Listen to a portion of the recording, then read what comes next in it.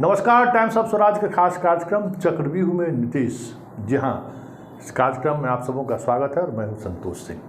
नीतीश और चक्रव्यूह ये कैसे हो सकता है? अभी तक तो ये चक्रव्यूह तोड़ने के माहिर खिलाड़ी माने जाते थे और राजनीति में एक से एक चक्रव्यूह ये बुनते भी रहे हैं और उस चक्रव्यूह को खुद तोड़ते भी रहे हैं और इस कला में ये अर्जुन की तरह माहिर माने जाते हैं।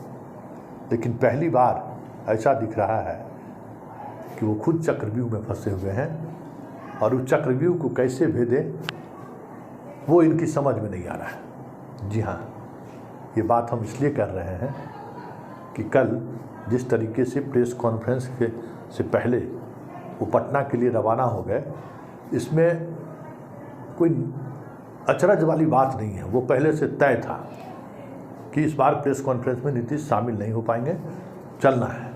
लेकिन ये सहज बात नहीं है, ये भी सहज ही कि नीतीश कुमार को मालूम है कि पिछली बार अरविंद केजरीवाल चले गए थे तो फिर चर्चा क्या होने लगी थी और फिर चर्चा हुई तो फिर किस तरीके से ममता बनर्जी बीच में आई और केजरीवाल और कांग्रेस के बीच जिन बिंदुओं को लेकर विवाद था उस विवाद को उन्होंने ख़त्म कराकर केजरीवाल को फिर वापस बैठक के लिए आए और बैठक ही में ही नहीं रहे, एक दिन पहले आए, पूरी पार्टी में भी रहे, रात के डिनर में भी रहे और पूरी तौर पे वो इस बैठक में इस तरीके से शामिल हुए जैसे वो बैठक का मुख्य हिस्सा है ये। लेकिन नीतीश जी इस बार प्रेस कॉन्फ्रेंस छोड़ के चले गए और ऐसे में मीडिया में लगातार अब खबर आने लगी है कि नीतीश नाराज़ है। कोई कह रहा है कि नाम को लेकर नीतीश नाराज़ है, कोई कुछ कह रहा है, अलग अलग तरीके की अटकलें लगाई जा रही हैं। लेकिन ज़रा अटकलों पर ध्यान लगाने के बजाय थोड़ा जो कोई मामला होता है ना तो उस मामले में अनुसंधान की जो दिशा होती है, पुलिसिंग जो होता है, कोई क्राइम हो गया तो उस क्राइम को हम कैसे समझें। तो समझिए कि नीतीश जी वहाँ से चल दिए बिना प्रेस कॉन्फ्रेंस अटेंड किए, तो ये घटना हो गई। अब इस घटना को कैसे आप तय कीजिएगा कि इस घटना में क्या हुआ, क्यों नीतीश जी आ गए? मैसेज तो गया कि नीतीश नाराज है, तो ये इस घटना को आप कैसे उद्भेदन कीजिएगा? कोई बताने वाला तो है नहीं और जो बता भी रहा है वो अपने अनुसार बता रहा है। कई लोगों से हमारी भी बात हुई है। तो फिर आप संभावनाओं के सहारे उस केस को स्टडी करिए और आगे बढ़िए। तो पहले ये तस्वीर देखिए, ये तस्वीर नीतीश कुमार के बेंगलुरु पहुंचने के बाद लगाई गई। ये सारी होर्डिंग जो आप देख रहे हैं, इस होर्डिंग में हालांकि मुकदमा दर्ज हुआ है और बीजेपी के कार्यकर्ताओं को इसमें अभियुक्त भी बनाया गया है और वहाँ के डिप्टी सीएम ने कहा भी ये सारा कुछ बीजेपी का किया हुआ है। लेकिन जो कुछ इस पर लिखा हुआ है कि भाई नीतीश भरोसे के प्रधानमंत्री नहीं हो सकते हैं या नहीं है, ये जो बातें लिखी गई उससे बीजेपी को क्या फ़ायदा है? इस लाइन से बीजेपी क्या संदेश देना चाहती है? कोई तो मतलब होगा, क्योंकि इसमें पुल टूटने वाली भी तस्वीर आधी लगा दी गई है, लेकिन जो लिखा हुआ है उस लिखावट के पीछे क्या वजह है?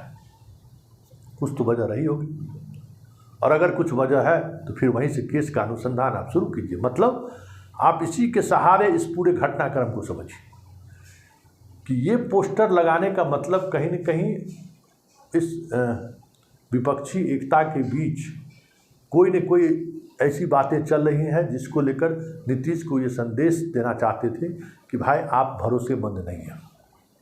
और स्वाभाविक है, बीजेपी के सबसे करीबी रहे हैं, बरसों से करीबी रहे हैं। आप 90 से ही जोड़ लीजिए ना, 95 से तो लगातार साथ ही हैं।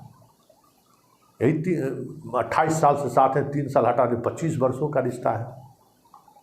और रिश्ता के बावजूद जब आप विपक्षी एकता की बैठक करना शुरू किए, सब कुछ हो रहा था, तो हाल के दिनों में जो बिहार में अचानक राजनीतिक सरगर्मी चर्चा शुरू हो गई कि नीतीश फिर से पाला बदल सकते हैं। ऐसा क्यों हुआ? ये चर्चा क्यों उठी? तो इसी तस्वीर के सहारे जांच को, अनुसंधान को आगे बढ़ाइए। नीतीश कुमार कब पाला बदलते हैं आप देखिएगा कि ये संयोग नहीं है। इस क्रोनोलॉजी को समझिए। जुलाई 2013 में मोदी की घोषणा होने के बाद ये छोड़े। जुलाई 2017 में लालू के यहाँ छापामारी हुआ तो छोड़े।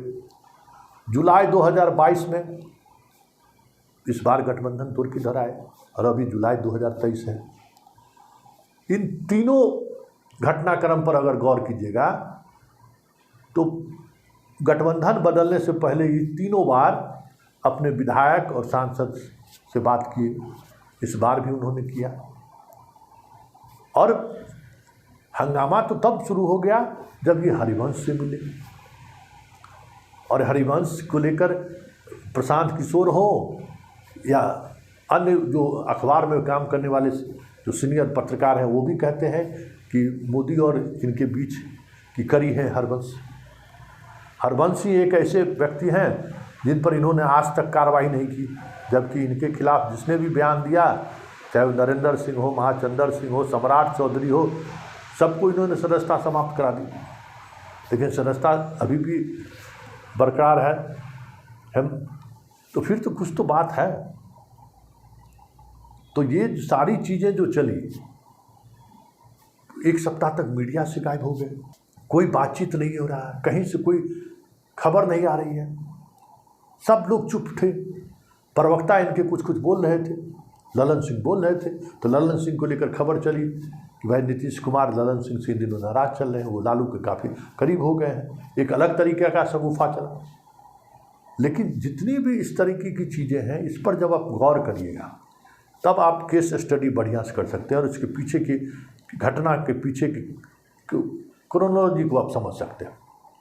देखिए है क्या, जदयू वाले को था कि संयोजक बन के आएंगे, कन्वेनर पूरी तैयारी कर रखे थे वो लोग। जैसे उधर कन्वेनर की घोषणा होता, पटना एयरपोर्ट पर पूरा कुर्मी भाई साहब पूरा तैयारी करके रखे हुए था कि इस बार एकदम दिखा देना है ताकत। घरे में रह गया, सब चीज़ माला से लेके मिठाई तक सब ऑर्डर किया ही रह गया। ये भी खबर है। तो ये चाह रहे थे या इनकी चाहत थी कि इस बार इनको कन्वेनर घोषित कर दिया जाए। लेकिन जो परिस्थिति बनी है उस परिस्थिति में आप नरेंद्र मोदी तो हैं नहीं कि भाई आप मुख्यमंत्री भी रहिए और कन्वेनर भी रहिए। कन्वेनर का दफ्तर जब दिल्ली तय हो गया तो कोई फुल टाइम आदमी चाहिए ना, राजनीतिक कन्वेनर है तो आप सबको कोऑर्डिनेट कीजिए। तो लालू जी क्यों चुप रहते हैं? लालू जी भी अपना ले लिए चुटकी कि भाई कन्वेनर तो अब दिल्ली में बैठेगा ना, मतलब अब बिहार के मुख्यमंत्री की कुर्सी छोड़िए, जाइए दिल्ली रहिए। अब सब कांग्रेस व्यवस्था करिए रहा है, सब कुछ दफ्तर से लेकर सब कुछ रहेगा वहाँ। जल्द ही इसी महीने दफ्तर खुलने वाला है दिल्ली में इंडिया का। और देखिए अरविंद केजरीवाल इंडिया का लेके बैनर लेके उड़ियो गए, ममता बनर्जी भी कलेश उड़ रही हैं, लेकिन ये लोग चुप है, करें क्या? तो फंस गए हैं कि भाई आपके पास पैसा भी नहीं है, आपके पास संसाधन भी नहीं है, और आप चाहते हैं कि कोई तस्तरी में लेके आए और आपको प्रधानमंत्री बना दे। कैसे होगा ये? और दूसरी बात जो सबसे महत्वपूर्ण बात है, जिन बातों को लेकर ममता भी इनका कल साथ छोड़ दिया, जैसे पिछली बार के बैठक में केजरीवाल अलग थलग हो गए थे, ठीक उसी तरीके से जिस एजेंडे को लेकर ये गए थे बैठक में, इनके इस वो एजेंडे के साथ वो ये खुद अलग थलग पड़ गए, अकेले पड़ गए। इस बार ये अकेले पड़ गए और लालू यादव चुटकी ले रहे थे। और क्योंकि पिछली बार राहुल को लेकर जो दुल्हा वाला बात कह दिया ना, इनको बड़ा दर्द हो गया था कि कैसे हो गया, राहुल का नाम पर दुल्हा क्यों कह दिया। इस बार ममता कह दी कि मेरे सबसे प्यारा है, मेरे राहुल मेरा सबसे दुलारा है, अब क्या कीजिएगा। लेकिन सबसे इतर जो सबसे महत्वपूर्ण बात है, जिन बातों को लेकर कांग्रेस और ममता भी और शरद पवार भी, उद्धव ठाकरे, सभी लोग नीतीश को लेकर असहज महसूस करने लगे हैं, वो वजह है इनकी राजनीतिक शैली।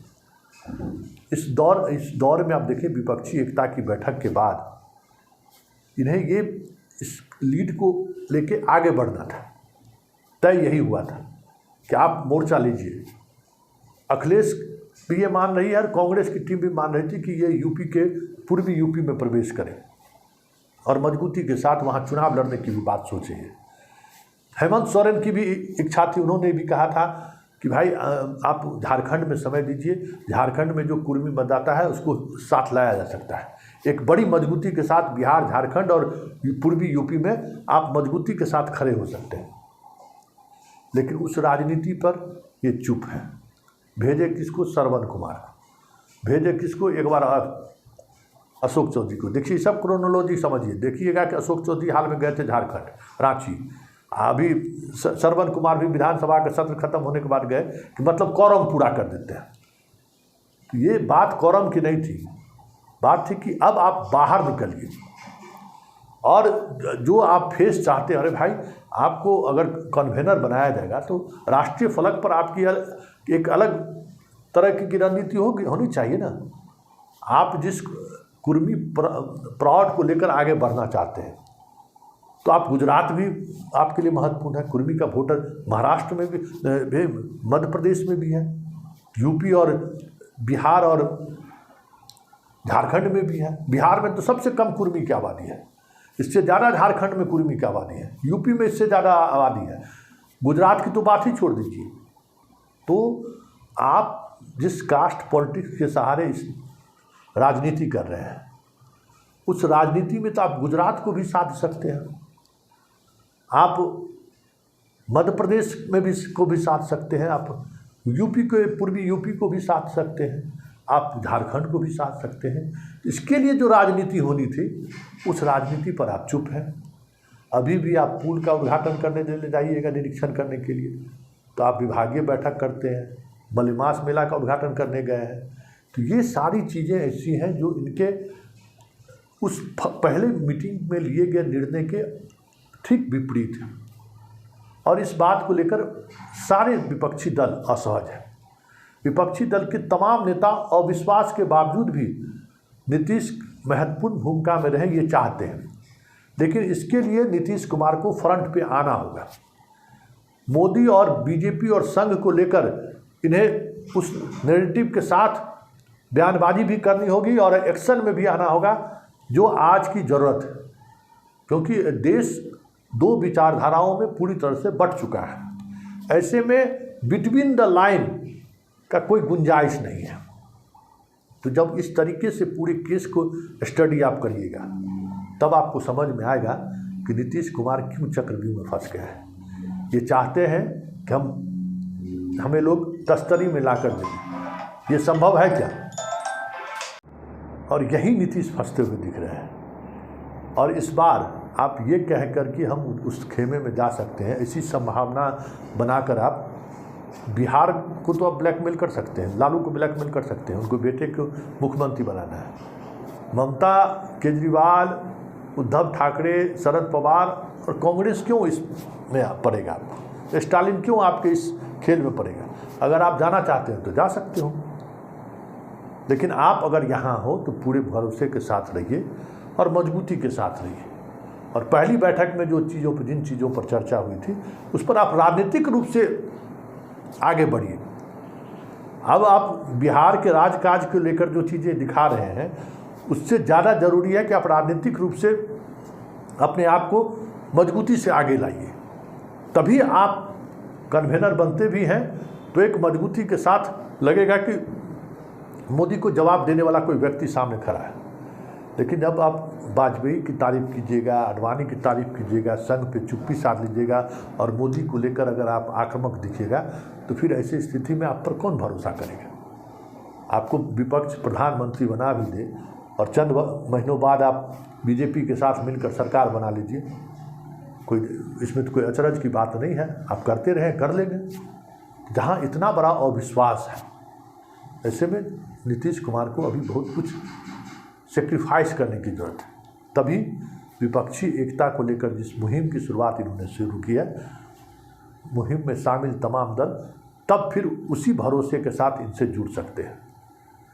तो यही खेल है और इसी खेल में नीतीश फंस चुके हैं और अब इन्हें तय करना है कि किधर जाना है और किस रूप में हमें रहना है, ये तय नहीं करना है।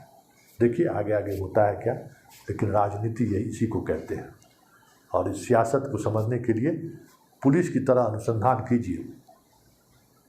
एकदम ब्लाइंड चीज़ें रहती हैं, कुछ भी राजनीति में आप समझ नहीं सकते हैं, लेकिन एक दूसरे को जब जोड़ते जोड़ते जब आप आगे बढ़ेंगे तो बहुत सारी चीज़ें आपको समझ में आएंगी।